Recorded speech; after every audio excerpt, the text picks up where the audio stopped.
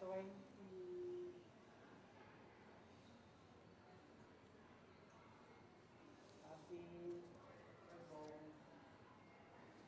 8, 7, 6, 5, 4, 3, 2, 1. New COVID-19 cases nearly doubled from Wednesday's tally and is now back above 1,500. But Octa research says things could get worse real quick, with daily infections possibly hitting 8,000 by January. Meanwhile, the Philippines will remain under alert level 2 until January 15 of next year. An advisor to the National Task Force says the current restrictions will still go hand in hand with localized lockdowns. Government agencies are now investigating reports of an individual who allegedly skipped quarantine to party in Poblacion, Makati.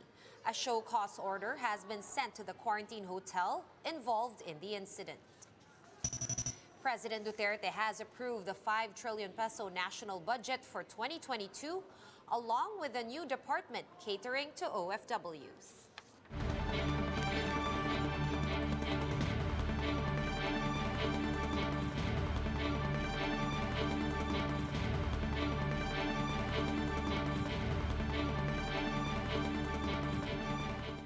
Fast, focused, and fearless. Here's a roundup of stories we're watching now.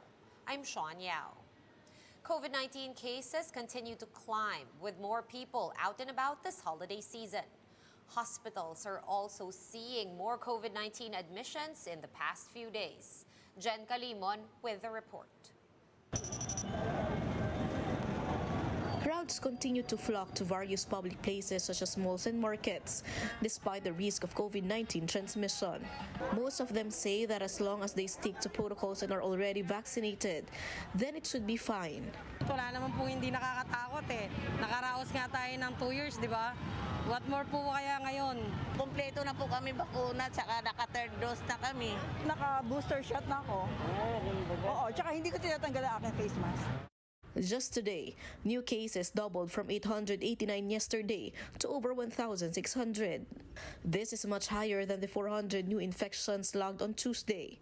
The positivity rate also went up from 0.9% last week to 6.6% today. The reproduction number in Metro Manila also increased to 1.47 from 0.51 last week. With this, the Octa Research Group said that the region is now considered at moderate risk. The group now sees new cases reaching 2,000 by year-end. Even worse, Octa says daily infections could even hit 8,000 by the first week of January. It's a possibility, but I would say that there's a good likelihood of that happening given the substantial increase in the positivity rate and the number of cases over the past few days. The increase in cases is also being felt in some hospitals. Nitong nakaraang linggo ay napansin namin medyo dumami. So yung iba parang from 1 naging biglang 9, ganon. Ganon kataas, ano? So yung sa amin namang ospital, biglang kunyari sa 10 tao na tinest namin, 4 o 5 doon nagpa-positive for COVID. The PCP attributes the increase to the poor implementation of protocols and the failure to observe minimum public health standards. The DOH is now urging the public to diligently follow health protocols to prevent a possible surge come 2022. Reporting for News 5, Jen Calimon, We Are One News. Health experts are also advising everyone to be extra cautious as COVID-19 cases rise. NTF advisor Dr. Ted Herbosa is urging parents to not bring their unvaccinated children outdoors. Vaccination of children aged 5 to 11 has yet to start pending guidelines. Herbosa added that the use of double masks and N95 mask equivalents provide additional protection, especially in crowded areas.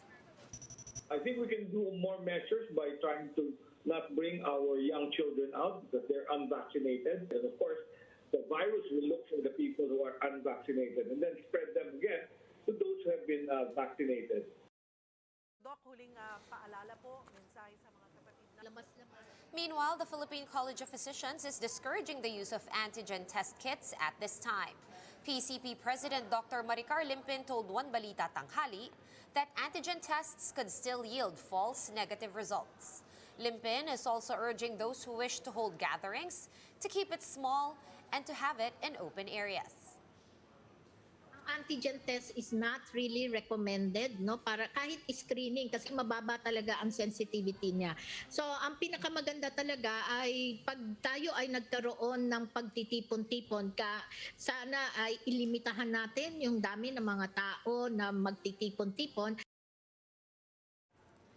Meanwhile, concerned agencies are now looking into reports of an individual who allegedly skipped quarantine to attend parties in Poblacion, Makati. The tourism department says it is asking the management of the involved quarantine hotel to respond to the allegation within 3 days. The health department is also coordinating with other concerned offices to investigate and confirm these reports.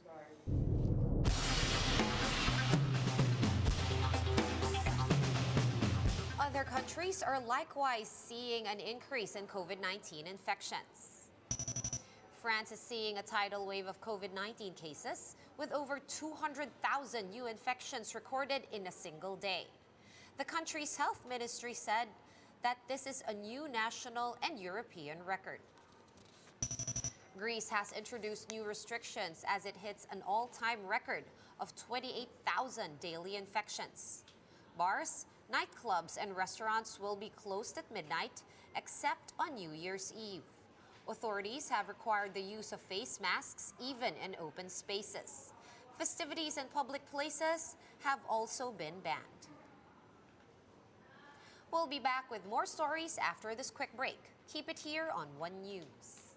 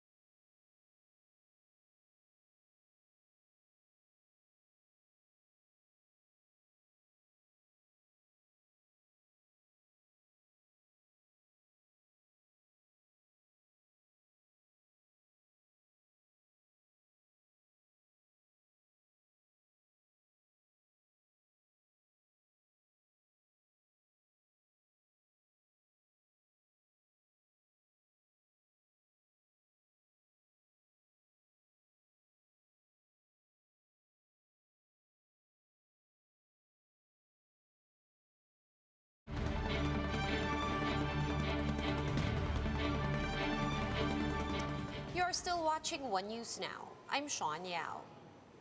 Shops in the pyrotechnics capital, Bocaue, Bulacan, are now getting busier ahead of New Year's Eve. Let's check in on the situation there with JC Cosico, who joins us live. JC, hi. How is the crowd situation over there? Are they still following protocols? Sean, as you can see, last-minute shoppers continue to flock here in Bocaue, Bulacan to buy firecrackers and other noisemakers for New Year. It's a busy day for fireworks shops in Bocaue, Bulacan as shoppers flock to the area a day before the New Year's Eve. Some of them also took advantage of the holiday. There are those who came all the way from other provinces like Batangas and Rizal. Parang good vibes, good spirit. Welcome to the New Year. Sana pataboy ng COVID, wala na ganun. Ng Omicron. Wala na sanang masundan pa ng mga ano-ano pang mga variant. Prices of fireworks in Bocaue continue to increase. Fountain now costs up to 1,500 pesos, luces at 400 pesos, while aerial fireworks are now priced as much as 21,000 pesos. Manufacturers say the lack of raw materials is driving up prices. Yung mga chemicals, talaga pong kulang. Kulang yung dumating, tapos po tumaas. The only locally produced chemical is yung cooling. Yun lang ang atin. So the rest will have to come from the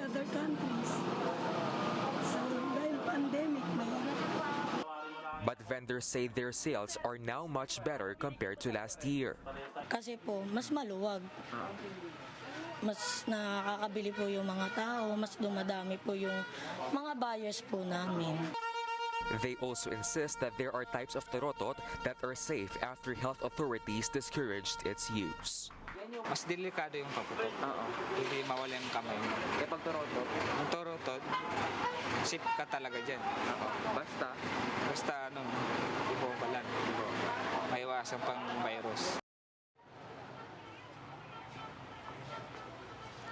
Sean, some shops here will remain open for 24 hours, but prices are expected to increase as New Year nears.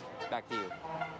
Thank you so much for those updates, JC, and do stay safe. That was JC Kosik of News 5 joining us live from Bukawi in Bulacan. Let's now take a quick look at today's other top stories. President Duterte has approved the 5 trillion peso budget for 2022, which is the final General Appropriations Act under his administration. The president also signed into law a measure establishing the Department of Migrant Workers, primarily tasked to promote the welfare of OFWs. The World Health Organization warns of a, quote, tsunami of cases brought about by the simultaneous circulation of the Delta and Omicron COVID variants. Because of this, the organization is reminding countries to share the supply of COVID-19 vaccines more equitably. And the Philippines will remain under Alert Level 2 until January 15 of 2022. Acting Palace spokesman Carlo Nograles said the IATF approved the recommendation to retain all provinces, highly urbanized cities, and independent component cities under the same alert level. For more updates, visit News 5, The Philippine Star, and Business World online. Visit our website, onenews.ph, for more in-depth analysis. You can also catch One News on the Signal Play app. Register for a free account at www.signalplay.com and stream One News live anytime, anywhere. Masks on, wash hands, and stay safe, Philippines. I am Sean Yao. We are One News.